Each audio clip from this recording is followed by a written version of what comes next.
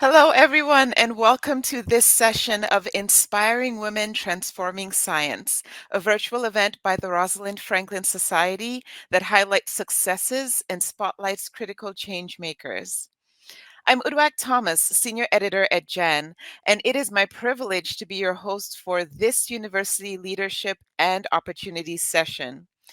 I'm not going to waste any time. It is my pleasure to introduce our distinguished guest speaker for this session.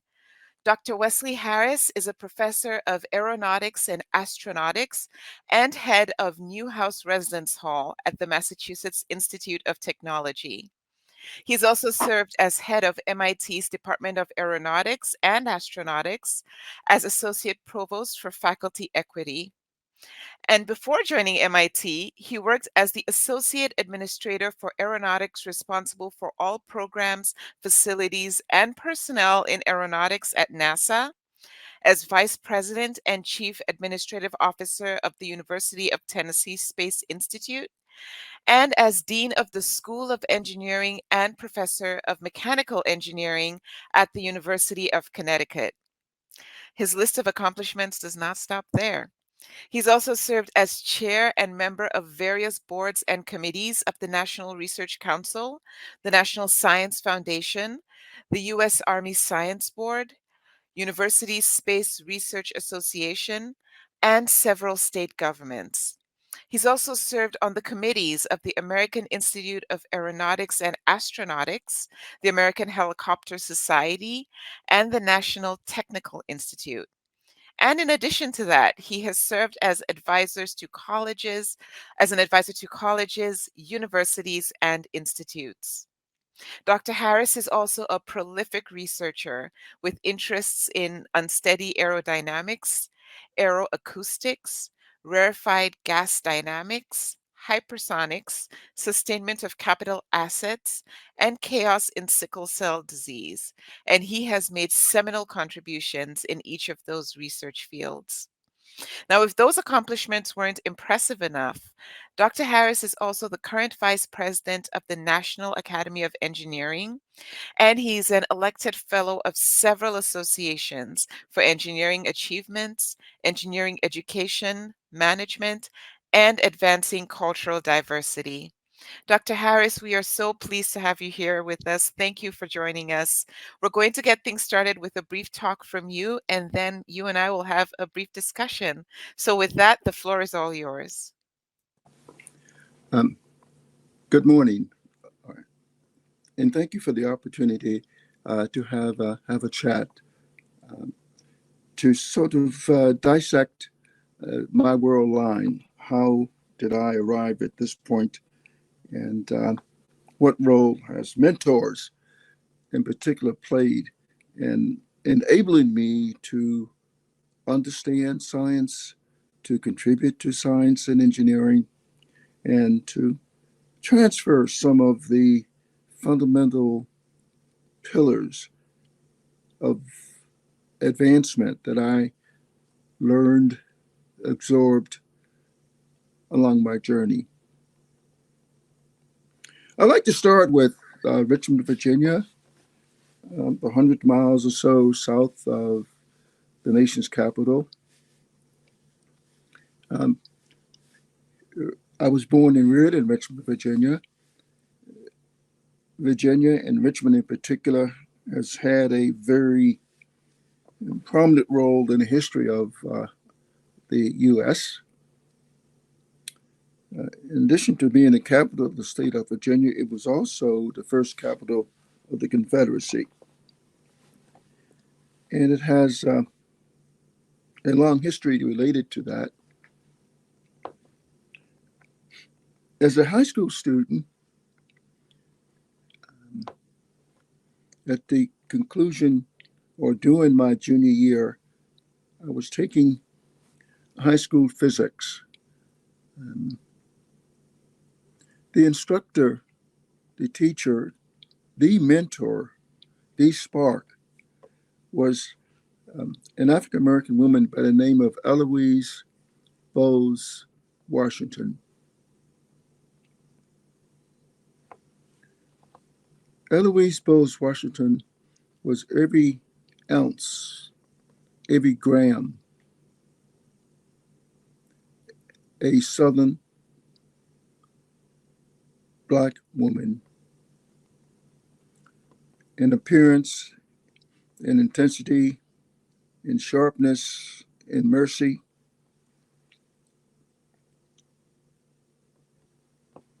She went north in the late 40s to the University of Pennsylvania to earn a master's degree in physics. At that time in Virginia, the schools were segregated. We were not even allowed to go to the public libraries for reading material. Only whites could go to the public libraries. But Eloise Bose Washington went north, earned her degree in physics, master's degree, and returned to Richmond, knowing that she would not be able to obtain employment at a university, nor any of the laboratories, the few that existed in Richmond at the time. So she ended up teaching physics at Armstrong High School in Richmond. That's when she decided to take me under her wing.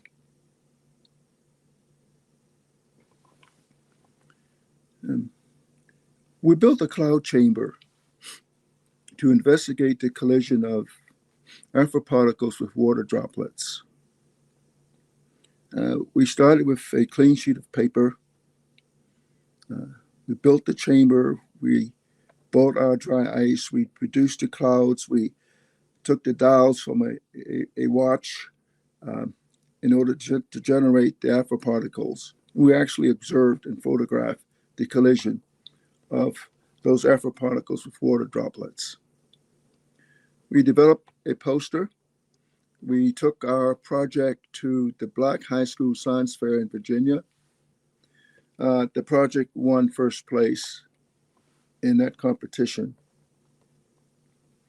Mrs. Washington was excited and suggested we take our project, the cloud chamber, the collision of particles with water droplets, to the White High School Science Fair in Virginia, which we did, and it came in third. Ms. Washington said it came in third because of some problems with her guidance, which was clearly wrong. Well, she said to me, because it was third, that I had a responsibility, a duty. I must go to the University of Virginia in Charlottesville, which is where the White High School Science Fair was held. So Ms. Washington, having taken care of me in so many dimensions, guiding me intellectually, bringing me along socially, making me understand or offering me an opportunity to understand what this world is about, what it means to work hard. Work as hard as you have to, Wesley, if excellence is the objective. Let excellence be the determining factor as to how hard you're working. So I said, Ms. Washington, why must I go to the University of Virginia in Charlottesville? She gave me three reasons. First, she said, Wesley, when they see you, there'll be no question that you are Black. In those days, you were a Negro. Second, Wesley, you will succeed academically. You will demonstrate to whites that absolute scholarship by a Black person, a Negro, is a product, that you will do this. And third, she said, Wesley, this is 1960 now. Whites, cannot kill you. So I saluted, went to the University of Virginia, knowing full well that I could never, ever obtain at Virginia what I wanted. I wanted to be like Mrs. Washington. I wanted a degree in physics. The University of Virginia would not allow blacks to major in physics, nor chemistry, nor mathematics, nor English, nor economics, nor French, nor religion even. We were only allowed to enter the University of Virginia in the School of Engineering. And that last point that Mrs. Washington made about they can't kill you, UVA in those days was an institution with 4,000 students, white men, no women, and 7 black men. And the reputation that goes with 32 fraternities, white fraternities, not sororities, and the drunkenness and the drinking. So there was a real concern about danger. But I saluted, majored in aerospace engineering, first student to graduate from UVA with honors in engineering, first African American elected to membership in the Thomas Jefferson Literary and Debating Society, which is the oldest literary and debating society in America. And Ms. Washington was always there, checking, calling, making sure that I was okay and that I did not forget the second objective: absolute scholarship.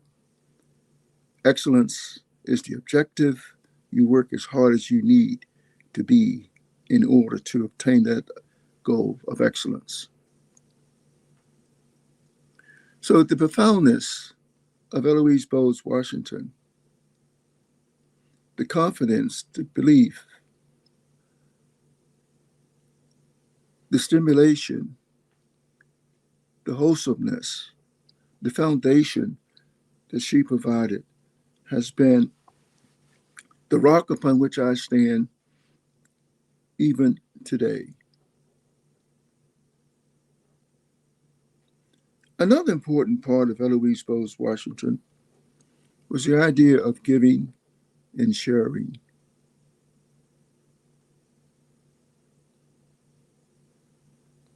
Somehow she was able to take a look at a poor, underserved, underrepresented young black boy in Richmond and not to be afraid of him, but she could discern something of value and decided not to let it go, but to nurture it and make it grow. And I've tried to make sure that's what I offer my graduate students in hypersonics, my graduate students in unsteady aerodynamics, my graduate students in chaos and sickle cell disease. It's Eloise Bowes Washington that provided the foundation that sustains Wesley Harris. Clearly, there have been other mentors along the way. At the University of Virginia, I identify John Edward Scott, George B. Matthews, and John Langley, happen to be all white men. Scott and Matthews are graduates of Princeton University, aerospace. Not only did they mentor me as an honors student or tutored me as an honors student at the University of Virginia, but they made it very clear that if I wanted to graduate from UVA, I could do so if and only if I go to Princeton for my PhD, which I did. I mean, this is really true. It's not making this up. And at Princeton, there are 2 mentors, George Bienkowski, my thesis advisor, and Professor Harvey Lamb, who's on my committee. Both gentlemen have passed now.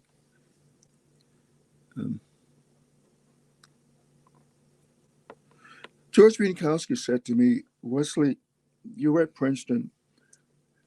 You will write an excellent thesis. That's sort of a given at Princeton. Sort of like you don't ask for excellence at Princeton. It's there. He said to me, Wesley, what what Princeton is about is not the PhD, it's what you take from Princeton for life that will never leave you, that will always be with you. So we had discussions about that. And in abstract terms or in concrete terms, really, what you take away from Princeton, what George Wieninkowski wanted me to really understand is that, number one, what is a well-posed problem? Be it in aerospace, be it in chaos and sickle cell, what be it in economics, be it in sustainment, what's a well-posed problem? What is the hypothesis coming out of that well-posed problem that you want to prove or disprove? Number two, Wesley, what are the key questions related to that hypothesis, related to the well-posed problem that you must answer in order to dissect that hypothesis? Number three, Wesley, what tools, analytical tools, today's world, you could use AI tools, computational tools, experimental tools that you need in order to answer those questions. And critically, number four, Wesley, how do you know, by what standard will you assess your work? Never, ever take the cake out of the oven until it's done. Okay. And that sort of fits what Ms. Washington was trying to say to me. Work as hard as you need to be excellent. Okay. Leave nothing unturned, unbaked. Do it all and do it well, because excellence is the only mark that makes a difference. So here we are today, resting on the shoulders of Eloise Bowes Washington and John Scott, George Matthews, John Langley, George Wieninkowski, Harvey Lamb. And then here at MIT, my mentor was Leon Trilling. Leon lived to the age of 92. Leon's family left Poland in 1933, and from Poland to France, and from France to Portugal, and from Portugal to Cuba, and from Cuba to the US. Leon earned his PhD at Caltech, one of the first Jewish faculty members in engineering at MIT. I gave a presentation at MIT regarding my PhD work at Princeton. And Professor Trilling was in the audience during my presentation. And he remained there during the entire session, about 2 hours. He approached me at the end of the session and asked me would I consider teaching and performing research at MIT. And I told him no. Very eloquent man, speaking 4 languages, very refined gentleman. So I said, I want to go back to the South, which I did. There was no internet in those days, but there were telephones. And Leon called constantly, Wesley, when are you coming to MIT? When are you coming to MIT? Leon, I don't want to go to MIT. I want to stay in the South. So I finally yield, realizing that either I would have to rip my phone out or respond to Leon in the affirmative, which I did. And that And that was the story of how I got to MIT. It's Leon Trilling, it's Leon Trilling, it's Leon Trilling. And he certainly has been my mentor uh, throughout my MIT career. And I've been here, started in 1972, on and off for some 50 years. So, so that's the story. It all starts with Eloise Bowes Washington. Eloise Bowes Washington, in a sleepy old southern town, Richmond, Virginia, in a totally segregated community. All the teachers, all the instructors, principals, all the administrators, all of the students, all the football coaches uh, were black, were Negroes. We didn't even have new textbooks. The white high schools would send their used textbooks to Armstrong High School. Sometimes the pages were torn out. Sometimes the N word was used, nigger, nigger, nigger, read this. Um, but that didn't bother Eloise Bowes Washington. She wanted science. She wanted physics. She wanted excellence. And she was prepared to do whatever it takes to demonstrate excellence, whatever it takes in terms of reason, in terms of rational arguments, in terms of preparation, in terms of design, in terms of hard work for excellence. That's all she said. Hard work for excellence, Wes. Don't forget that. So that's my story.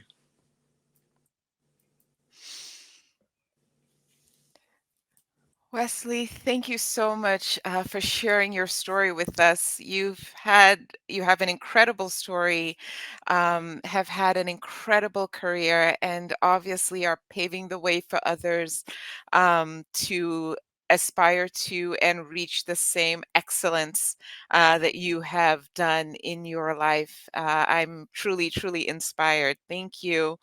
And obviously, as you've highlighted throughout your presentation, the importance and power of mentors, Ms. Eloise Washington, who got you on that path early on and expected so much from you and pushed you and encouraged you to aspire to more, but also the other people who came along in your life later on down the road and encouraged you even further and mentored you even further.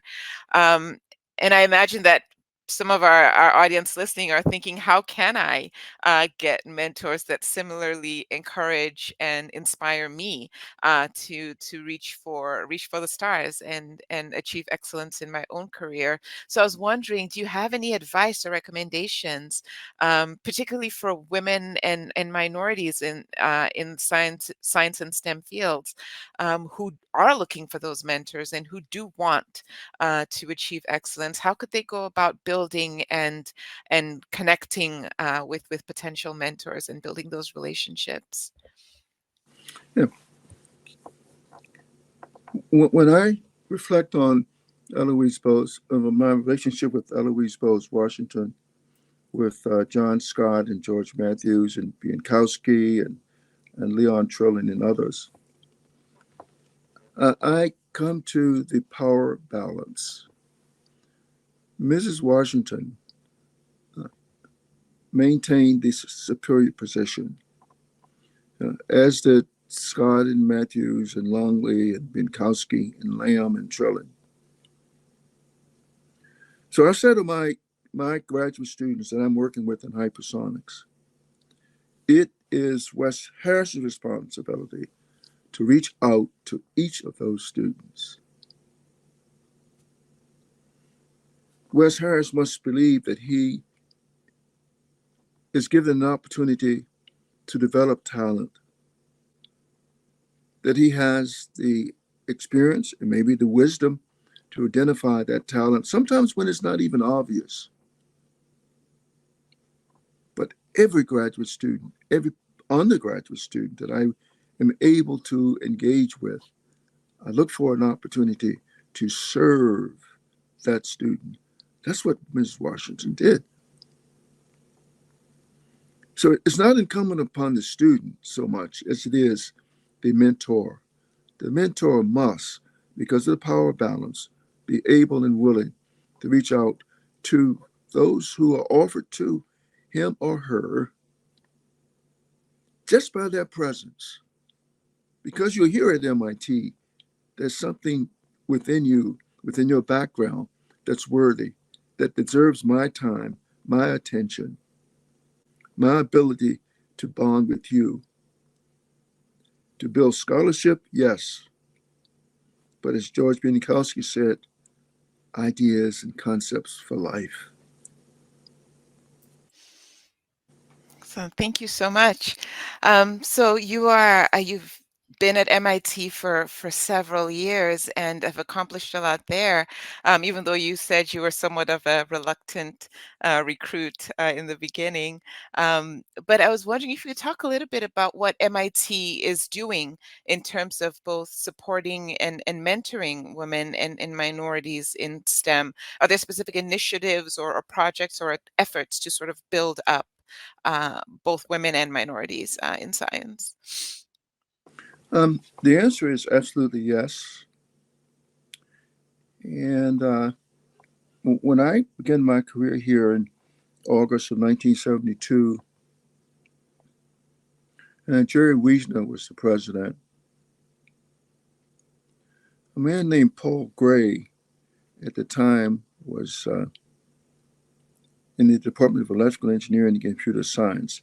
Paul Gray eventually became president of MIT immediately following Jerry Wiesner.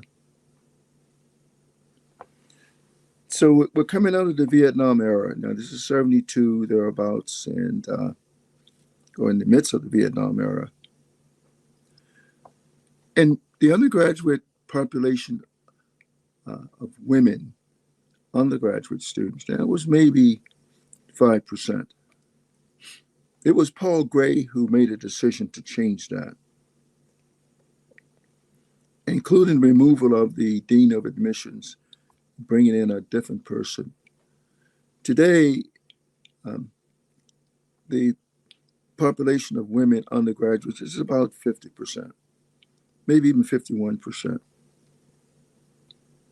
A tremendous change in MIT to respect women as those who can produce scholarship, those that can be excellent in their work. That was the major change at MIT, in my view.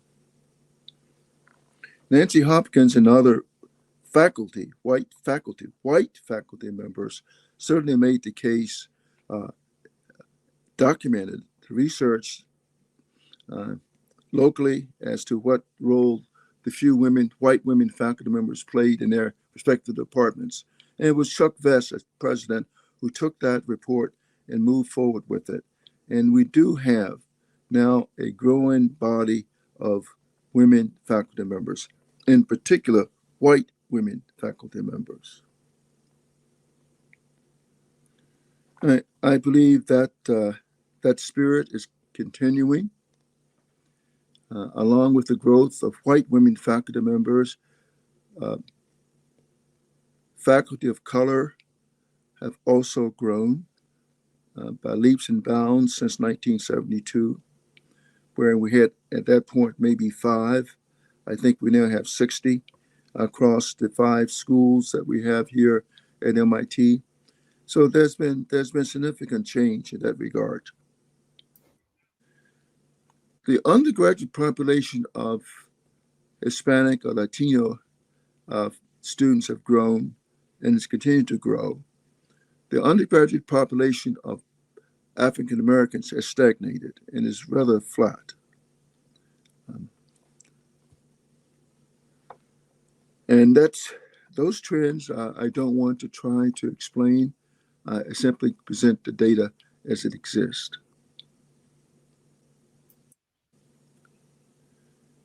Um, MIT is active.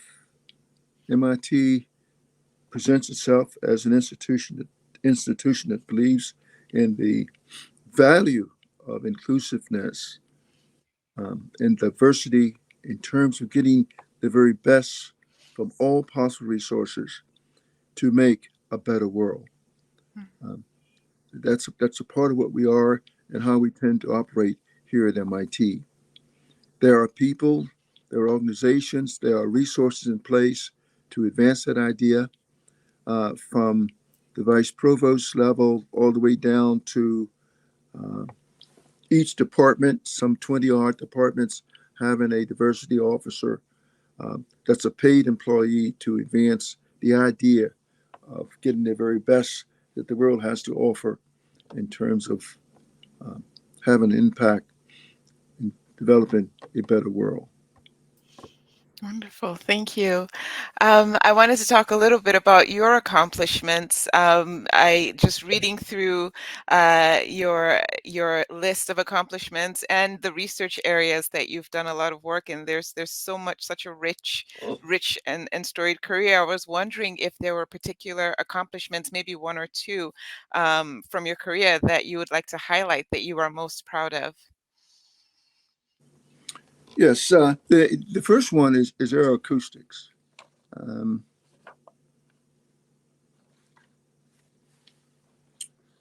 okay, so this is all military. Okay, it's not civilian work. During the Vietnam conflict, um, the U.S. forces uh, found itself losing helicopters, um, not by cannon fire or missiles or drones, but helicopters in Vietnam would fly over a forest, and a small caliber weapon in the hands of those living in the forest would be used to uh, knock down to destroy a helicopter. So the Army Research Office came to MIT and said, Wes, how do we solve that problem?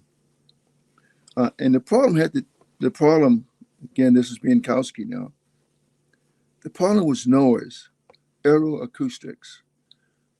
In that forest, with the human ear, no instrumentation, um, those on the ground in the forest could determine the type of helicopter, how fast it was flying, and from which direction it was coming, just with the human ear. Helicopters are very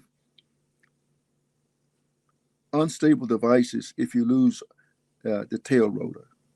So with a small caliber pistol, you could destroy a helicopter. So we performed experiments and analysis in the Aracork wind tunnel at MIT that demonstrated how to reduce the acoustic signature without penalty on performance. Okay, of course you can always reduce the acoustic signature by stop flying, but that was not an answer. That was a constraint. They had to maintain performance. So we demonstrated that. And if you were to take a look at helicopters in today's environment in the military, they are fast and considerably quieter than what they were in the Vietnam era. And one of my PhD students was James Hubbard, an African American. He did a one of a kind experiment in our Iroquois wind tunnel that demonstrated for the first time, and no one's ever made repeat this experiment, uh, what happens in a phenomenon called blade slap. Uh, and and Hubbard has gone on to be a member of the National Academy of Engineering, a full professor at Texas A&M University in College Station, and, and James Hubbard is African American. So that's one. Um, okay, another piece that I'm very excited about is work with another African American student. We ask ourselves what happens if a person is in a car accident and there is a severe injury in the thigh area, and that large artery is punctured. The first responders, in order to prevent shock, loss of blood, will go in and rip up tendons, muscles, in order to clamp that artery. And to recover, sometimes, if the person is able to walk again, can be very demanding. So Tilak and I developed a plasma, a fluid substance that has the same stress strain properties as human blood. We injected micro-sized iron particles into that plasma, that fluid that has the same properties, stress strain properties as human blood. The idea was to inject that substance, that plasma, laboratory made plasma, and iron particles upstream of the wound. The heart still beating would force that substance toward the punctured artery. Clamp a magnet around that area.